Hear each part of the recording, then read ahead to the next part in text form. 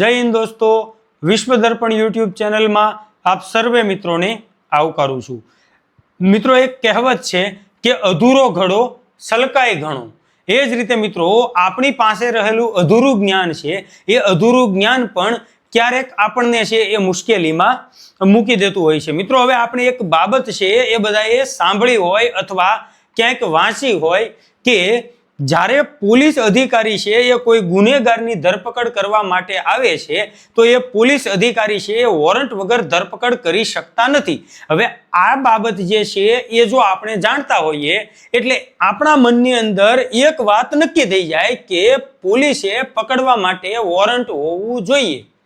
હવે આપણે છે ક્યારેક કોઈ કાંડ કર્યો હોય, કોઈ કાર્યક્રમ આપ્યો હોય, એવા સમયે પોલીસ જ્યારે આપણી ધરપકડ કરવા માટે આવે છે ત્યારે આપણે પોલીસને એક જ બાબત કહેતા હોઈએ કે સાહેબ વોરંટ લાવ્યા। તો મિત્રો અહીંયા જે સાહેબ આપણને પકડવા માટે આવ્યા છે એ સાહેબને એટલી તો ખબર હશે જ કે મારે વોરંટ લઈને જવું કે વોરંટ વગર જવું છે।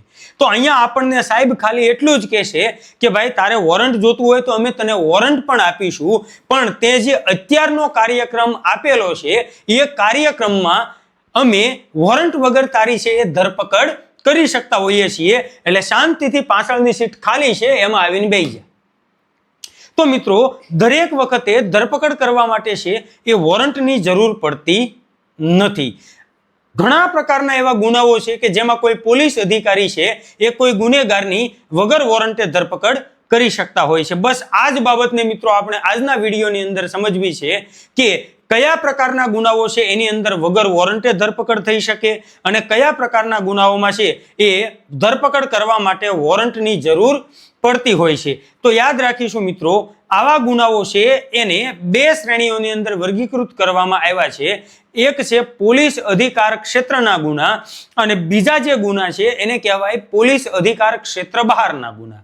આ જે પોલીસ અધિકાર ક્ષેત્રના ગુના છે એને જ કાયદાકીય ભાષામાં કોગ્નિઝેબલ ગુના તરીકે ઓળખવામાં આવે છે અને પોલીસ અધિકાર ક્ષેત્ર બહારના જે ગુનાઓ છે એને નોન કોગ્નિઝેબલ ગુનાઓ તરીકે ઓળખવામાં આવે છે। તો કોગ્નિઝેબલ ગુનાઓ એટલે શું? તો કે જે ગુનામાં કોઈ પોલીસ અધિકારી છે એ ગુનેગારની ધરપકડ વોરંટ વગર કરી શકે છે, આવા ગુનાઓને કોગ્નિઝેબલ ગુનાઓ તરીકે ઓળખવામાં આવે છે। કેવા કેવા ગુનાઓ આવી શકે?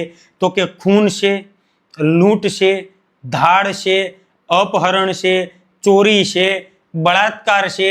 તો આ જે ગંભીર પ્રકૃતિના ગુનાઓ છે એમાં વોરંટ વગર ધરપકડ કરી શકાય છે, એટલે આ બધા જ ગુનાઓને કોગ્નિઝેબલ ગુનાઓ તરીકે ઓળખવામાં આવે છે।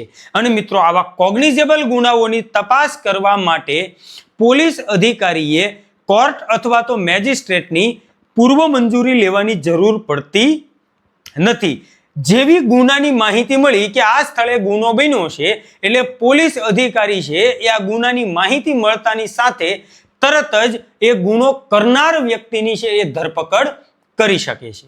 ત્યાર પછી મિત્રો જે નોન કોગ્નિઝેબલ ગુનાઓ છે એટલે તો કે જે ગુનામાં ધરપકડ કરવા માટે વોરંટની જરૂર પડતી હોય એવા ગુનાઓને નોન કોગ્નિઝેબલ ગુનાઓ તરીકે ઓળખવામાં આવે છે। કેવા કેવા ગુનાઓને નોન કોગ્નિઝેબલ ગુનાઓ ગણી શકાય? તો મિત્રો યાદ રાખીશું, બદનક્ષીનો ગુનો છે કે બદનક્ષીની અંદર આપણે સૌ જાણીએ છીએ કે આપણે માનહાનિનો દાવો કરતા હોઈએ છીએ કે આ વ્યક્તિએ જે કાંઈ મારા વિશે કથનો કર્યા એના કારણે મારી પ્રતિષ્ઠાને નુકસાન થયું છે તો એની ભરપાઈ છે એ કરે, તો આને કહેવાય માનહાનિનો દાવો। તો આ બદનક્ષીનો ગુનો છે એ નોન કોગ્નિઝેબલ ગુનો છે। પછી સાર્વજનિક ઉપદ્રવ છે, એટલે કોઈ જોર જોરથી ડીજે વગાડતું હોય છે તો એના કારણે આપણને ત્રાસ થતો હોય તો આ ગુનો જ છે, પણ એ કેવો ગુનો છે? નોન કોગ્નિઝેબલ ગુનો છે। તો આવા બધા ગુનાઓની અંદર મિત્રો પોલીસ જ્યારે ધરપકડ કરવા માટે આવે છે તો એ વોરંટ વગર ધરપકડ કરી શકતા નથી અને આવા ગુનાઓની તપાસ કરવા માટે મિત્રો પોલીસ અધિકારીએ સૌથી પહેલા કોર્ટ અથવા તો મેજિસ્ટ્રેટની પૂર્વ મંજૂરી લેવી પડે। આ કોર્ટ અથવા મેજિસ્ટ્રેટની પૂર્વ મંજૂરી લીધા પછી એ પોલીસ અધિકારી છે એ જે તે ગુનેગારની ધરપકડ કરી શકતા હોય છે। તો મિત્રો અહીંયા આપણે એક જ બાબતને યાદ રાખવાની છે આખા વિડીયોના સાર સ્વરૂપે કે બધા જ પ્રકારના ગુનાઓની અંદર ધરપકડ કરવા માટે વોરંટની જરૂર પડતી નથી। તો મિત્રો અહીંયા આપણે જે કોગ્નિઝેબલ અને નોન કોગ્નિઝેબલ ગુનાઓનો તફાવત સમજ્યા છીએ. આશા રાખું છું કે આ બાબત છે એ આપ બધા જ મિત્રોને છે એ ખૂબ સારી રીતે સમજાઈ હશે.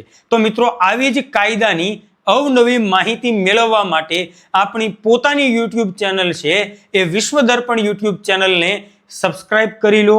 સાથે સાથે મિત્રો જો વિડીયો તમને ગમ્યો હોય તો વિડીયોને લાઈક કરી દો અને આ જ આપણા વિડીયોની લિંક છે એને તમારા મિત્રો સ્નેહીજનો સુધી મેક્સિમમ શેર કરી દો. મળીએ નવા વિડીયોની અંદર કંઈક નવી માહિતી સાથે. ત્યાં સુધી મસ્ત રહો, તંદુરસ્ત રહો. જય હિન્દ, જય ભારત.